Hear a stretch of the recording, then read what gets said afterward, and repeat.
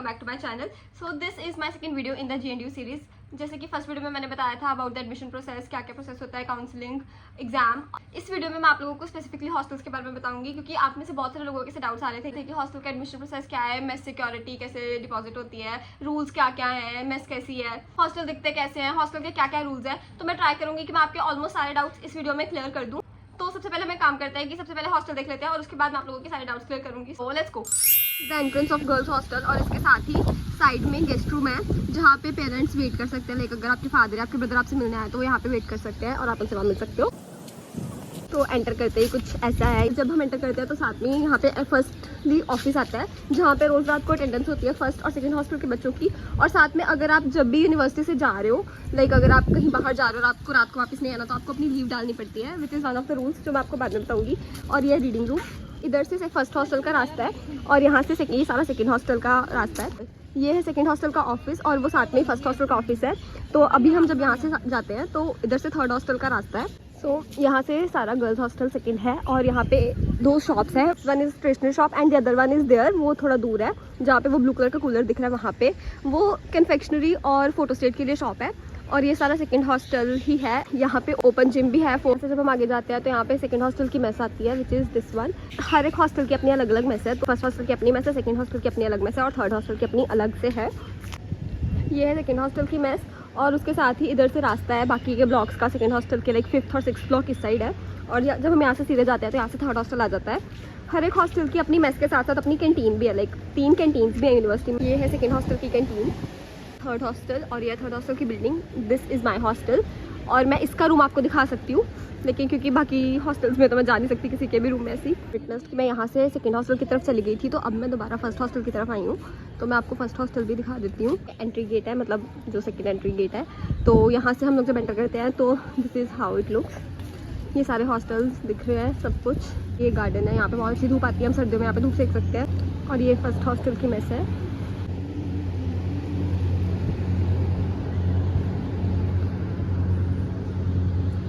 और ये first hostel की बिल्डिंग है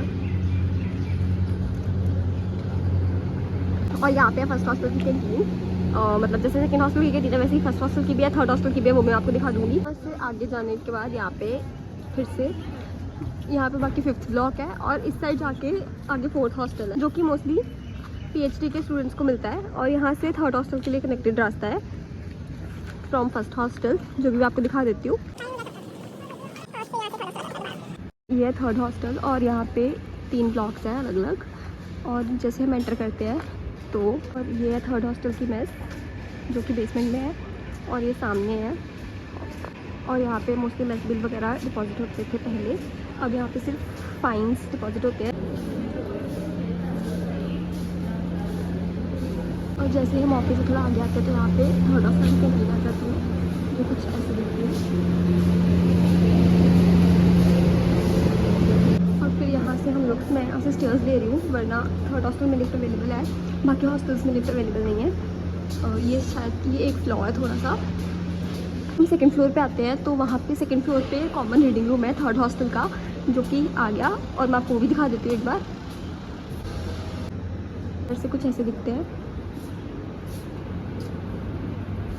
तो दिस इज़ माई कॉरिडोर हमारे फ्लोर का, एंड हियर इट इज़। तो ये है मेरा कमरा। तो मैं आपको सब कुछ प्रॉपर्ली दिखा देती हूँ।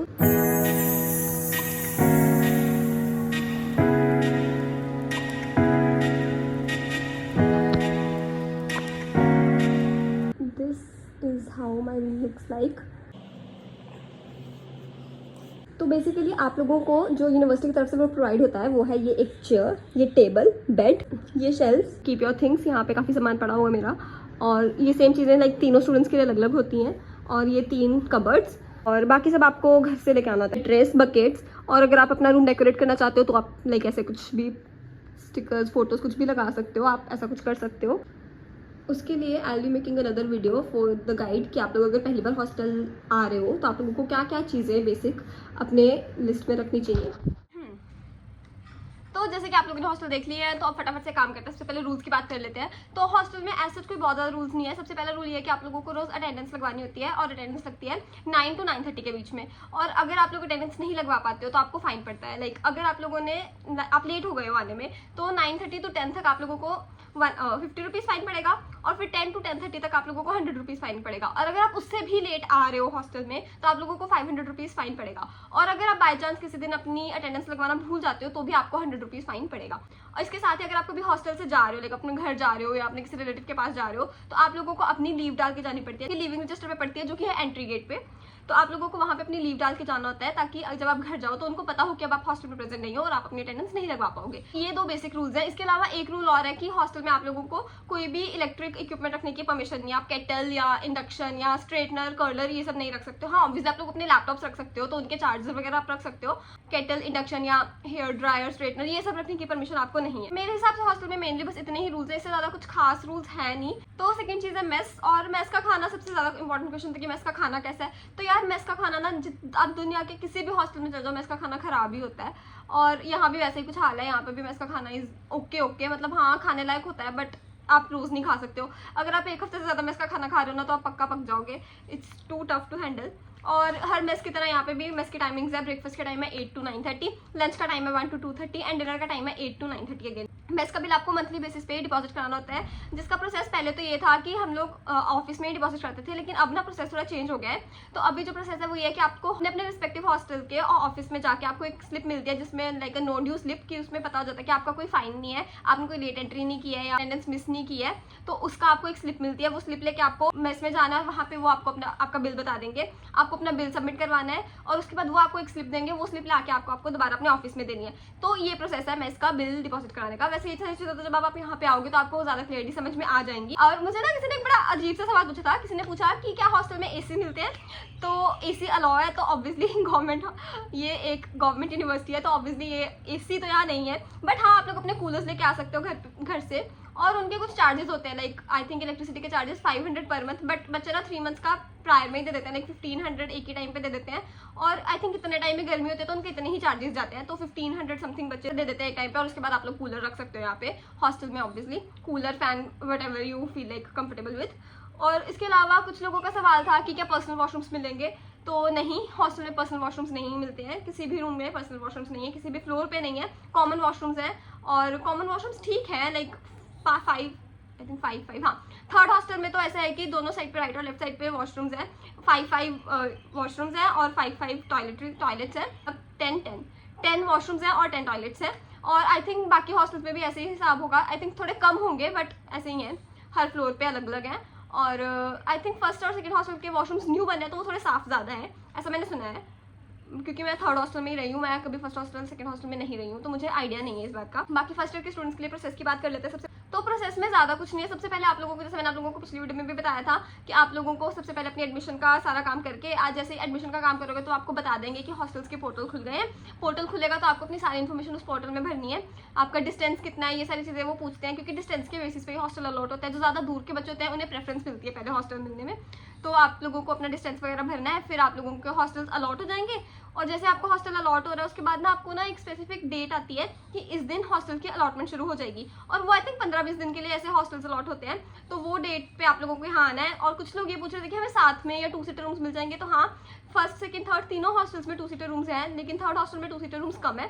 फर्स्ट और सेकंड हॉस्टल में 2 सीटर रूम काफ़ी ज़्यादा है। और मोस्टली जो बच्चे फर्स्ट ईयर में आ रहे हैं उनको फर्स्ट हॉस्टल ही मिलता है, क्योंकि आप लोग बैचलर्स के लिए आ रहे हो तो फर्स्ट हॉस्टल ही मिलेगा। और ये डिपार्टमेंट वाइज एक्चुअली डिस्ट्रीब्यूट होता है, तो इसका कोई परफेक्ट गारंटी नहीं है कि आपको कौन सा हॉस्टल मिल जाए। कभी कभी ऐसा होता है कि जो एमएससी के लिए बच्चे आते हैं उनको 4th हॉस्टल भी मिल जाता है। तो इसकी कोई ऐसा स्पेसिफिसिटी नहीं है कि आपको कौन सा हॉस्टल मिलेगा या आपकी चॉइस नहीं चलेगी। वो डिपार्टमेंट की तरफ से, डिपार्टमेंट टू डिपार्टमेंट, जिस भी डिपार्टमेंट को जौन से हॉस्टल्स अलॉट होते हैं उसके बच्चों को वही हॉस्टल्स मिलते हैं। तो बच्चों का डाउट था कि 2 लोग जैसे साथ में हॉस्टल ले सकते हैं। तो हाँ, उसके लिए ये करना पड़ेगा कि आप दोनों को साथ में आना पड़ेगा, और साथ में ही लाइक आप रोल नंबर लो और साथ में अपना रूम अलॉट करवा लो। तो वो वहाँ पे आप वार्डन से बात करोगे तो वो इतना कर देते हैं, वो मतलब अच्छे हैं, तो वो इतनी हेल्प आप लोगों की कर देते हैं। तो इसका कोई इशू नहीं है। हाँ, आप लोग 2 सीटर रूम भी ले सकते हो, और अपने फ्रेंड के साथ भी आओगे तो आपको आपके फ्रेंड के साथ भी रूम मिल जाएगा, वो कोई इशू नहीं आएगा। और हॉस्टल की फीस, कुछ लोगों ने पूछा था कि हॉस्टल की फीस क्या है। तो हॉस्टल की फीस है लाइक 26,000 रुपीज़ में से 6000 है मेस सिक्योरिटी। तो ये जो मेस सिक्योरिटी होती है ना, ये जब आप लोग हॉस्टल वेकेट करोगे ना, तो तब आपको एक फॉर्म फिल करके उनको देना पड़ेगा और उसके बाद वो आपकी सिक्योरिटी वापस आपके अकाउंट में आ जाएगी। मतलब आपको 6000 रुपीज़ रिफंडेबल होते हैं, वापस आ जाते हैं। बाकी 20,000 रुपीज़ हैं जो वो आपको ईयरली देने पड़ते हैं, लेकिन आप जितने साल हॉस्टल में रहोगे उतने साल आपको वो देने पड़ेंगे। और 6000 रुपीज़ जो है वो एक ही बार देने हैं जब आप फर्स्ट टाइम आओगे हॉस्टल में। तो अगर आपका 5 साल का कोर्स है तो आपको फर्स्ट टाइम 26,000 लगेंगे, बाकी rest of the years like आपको 20,000 देने पड़ेंगे मेस हॉस्टल के रहने के, हॉस्टल के फीस जो है। बाकी मेस के चार्जेस अलग से हैं, वो मैंने आपको बता दिया कि मंथली बेसिस पे होते हैं। और उसके बाद है वेकेट का प्रोसेस। तो बेसिकली आप लोगों को ना हर ईयर वेकेट करना पड़ता है हॉस्टल, लाइक हर साल आप लोगों को नया हॉस्टल मिलता है। तो जैसे आपको फर्स्ट ईयर में हॉस्टल मिला है, तो उसके बाद आपको लास्ट जब आपका सेशन खत्म हो रहा है तो आप लोगों को हॉस्टल वेकेट करना पड़ेगा, like not after 1 semester but after like 2 semesters, 1 साल के बाद आप लोगों को अपना हॉस्टल वेकेट करना पड़ेगा और आपको सारा सामान वगैरह सब खाली करना पड़ेगा और आपको नेक्स्ट ईयर दोबारा सेम प्रोसेस करना पड़ेगा जैसे कि आपने इस साल किया है, फॉर्म फिल करने का, फिर आके हॉस्टल अलॉट करवाने का। तो वो सारा प्रोसेस दोबारा से करना पड़ेगा और उसके बाद आपको दोबारा हॉस्टल अलॉट होएगा। हो सकता है कि आपको next time like second hostel या थर्ड हॉस्टल अलॉट हो जाए। तो ऐसे कोई स्पेसिफिसिटी मैंने जैसे बोला नहीं होती है, तो बस ऐसे ही प्रोसेस होता है। उसके बाद आप लोगों को जब फाइनली हॉस्टल वेकेट करना होता है तब आप लोगों को अपनी मेस सिक्योरिटी का फॉर्म भरना होता है। अपनी कुछ थोड़ी बहुत इन्फॉर्मेशन वो आपसे पूछते हैं, आपका रोल नंबर क्या था और कब आप इस हॉस्टल में आए थे, वो सारी चीज़ें पूछते हैं। तो आप लोगों को वो सब बता के फिर आपकी सिक्योरिटी वापस आपके अकाउंट में आ जाती है। तो बस इतना सा प्रोसेस होता है। तो आई थिंक हॉस्टल के रिगार्डिंग सारे रूल्स या जो भी थे वो मैंने क्लियर कर दिए हैं। मुझे नहीं लगता इससे ज़्यादा कुछ है। मैंने आपको हॉस्टल दिखा भी दिए हैं, वॉशरूम भी दिखा दिए, रीडिंग रूम्स भी दिखा दिए, कैंटीन्स भी दिखा दी। करंट कैंटीन्स की अगर प्रेफरेंस की बात करें तो मुझे, जैसे मैंने पहले भी बताया कि मुझे थर्ड कैंटीन थोड़ी ज़्यादा पसंद है क्योंकि वहाँ का टेस्ट थोड़ा ज़्यादा अच्छा है वहाँ की चीज़ों का। बट अगर चाय वगैरह का शौक है आप लोगों को, अगर आप लोगों को चाय पसंद है या आप लोगों को समोसे वगैरह खाने का शौक है, तो वो सेकंड हॉस्टल की कैंटीन के ज़्यादा बेटर है, फोर्थ की भी बेटर है। तो आप लोग ट्राई कर सकते हो ऑब्वियसली जब आप यहाँ पे आओगे। और कुछ बच्चों को ना बेसिकली एक डाउट होता है कि हमें रूममेट्स कैसे मिलेंगे या कुछ भी हम लोग एडजस्ट कर पाएंगे कि नहीं। तो यार देखो, ये कोई बहुत हार्ड एंड फास्ट रूल नहीं है। मैं 2 साल से हॉस्टल में रह रही हूँ पिछले, और फ्रैंकली स्पीकिंग मेरी बहुत अच्छी मेमोरीज बनी है हॉस्टल में। मेरे बहुत अच्छे फ्रेंड्स हैं, मेरा ग्रुप बहुत अच्छा है और मेरे ग्रुप के अलावा भी मेरे बहुत सारे दोस्त बने हैं जो हॉस्टल में ही रहने से बने हैं। आप हॉस्टल में रह के लोगों को अच्छे से जानते हो, आप लोगों को समझना शुरू करते हो। आपके आसपास के लोग एक्चुअल में कैसे हैं आप लोगों को समझ आनी शुरू होती है। कौन एक्चुअल में आपका अपना है कौन नहीं है ये भी आपको समझ में आता है। तो जब आप हॉस्टल में आते हो तो ऑब्वियसली आप, मेरे हॉस्टल में आके बहुत सारे अच्छे दोस्त बने हैं और मेरी बहुत अच्छी मेमोरीज बनी। ट्रस्ट मी यार, जब आप लोग यहाँ से जाओगे ना तो आप लोगों को हॉस्टल की जो मेमोरीज याद आएंगी ना, वो आप लोगों को अपनी पढ़ाई याद नहीं आएगी बट आपको अपनी हॉस्टल की मेमोरीज डेफिनेटली याद आएंगी। रात को 12 बजे ना लोगों के, अपने फ्रेंड्स के, नॉट एवरीवन्स बट अपने फ्रेंड्स के हॉस्टल के कमरों पे ऐसे नॉक करके भाग जाते हैं जानबूझ के चढ़ाने के लिए। तो इतनी सारी स्टूपिड चीज़ें हम लोग करते हैं। आई एम श्योर आप लोग भी करोगे जब आप लोग यहाँ आओगे, आप अपनी मेमोरीज बनाओगे obviously. So with this I think I should end this video. ज़्यादा नहीं बकबक करनी चाहिए। अगर आप लोगों को कोई भी डाउट है तो डेफिनेटली आप लोग कमेंट बॉक्स में कमेंट करो and I will reply you back. और जो भी डाउट्स है मैं वहाँ पे क्लियर कर दूंगी, और अगर नहीं तो you can definitely follow me on Instagram और मैं वहाँ पे आपके डाउट्स क्लियर कर दूंगी जो ऑब्वियसली यूट्यूब पे क्लियर नहीं हो पा रहे हैं, जो भी आप लोगों को डाउट्स हैं। And with that I think I should end this video. So if you like my video do like, comment, share and subscribe. Balance आ जाओ, आधा ना कितना चमकाएगी है। जाओ कांचो, तुम्हारा पेपर पोस्टपोन हो गया है, पोस्टपोन ना करो। मैं भी पढ़ना है, मेरा कल ही पढ़ना मन नहीं करना, तो ये सारी नहीं पढ़ोगे तो मैं वहाँ पे आपके डाउट्स मोर चुप, बस लास्ट लाइन है।